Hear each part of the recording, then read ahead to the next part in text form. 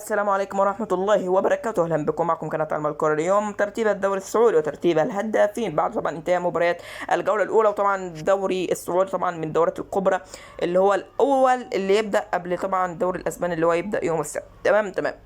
تنساش اللايك قبل ما نبدا والاشتراك. كان النهارده في 3 ماتشات. المباراه الاولى كانت في الساعه 7:15 عن مباراه تجمع بين ابها الصاعد حديث للدوري امام الحزم، وانتهت المباراه 2-1 للفرقه الحزماويه عن طريق اللاعب عبد العزيز الدويحي او اسيست الشمراني في ضربه والدار 40. الهدف الثاني سجل عن طريق احمد الشمراني اسيست بن دبكه. اما عن الهدف الوحيد اللي هو بتاع ابها في الدقيقه 63 عن طريق محمد الدوسري. المباراه اللي كانت الساعه 9 كانت في مباراتين. الأولى تقدمت بين الأهلي أمام الدرع اللي أيضا صارت حديثا للدرجة الأولى الممتازة. الهدف الوحيد عن طريق إدوارد سيبرستيسيان في الدقيقة 25 وأول أهدافه في الدوري في العموم، يعني ده أول ماتش ليه طبعا في الدوري. ما لعبش سفر طبعا، كان هو لسه منتقل يعني حديثا.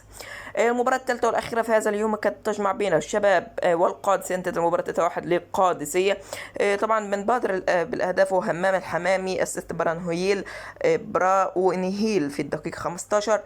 ثم تعادل اللاعب محمد أبو الشامات اسيست ناتشو فرنانديز في الدقيقة 36. الهدف الثاني للقادسية جاء عن طريق جوليان كونيسيس اسيست القحطاني في الدقيقة 80.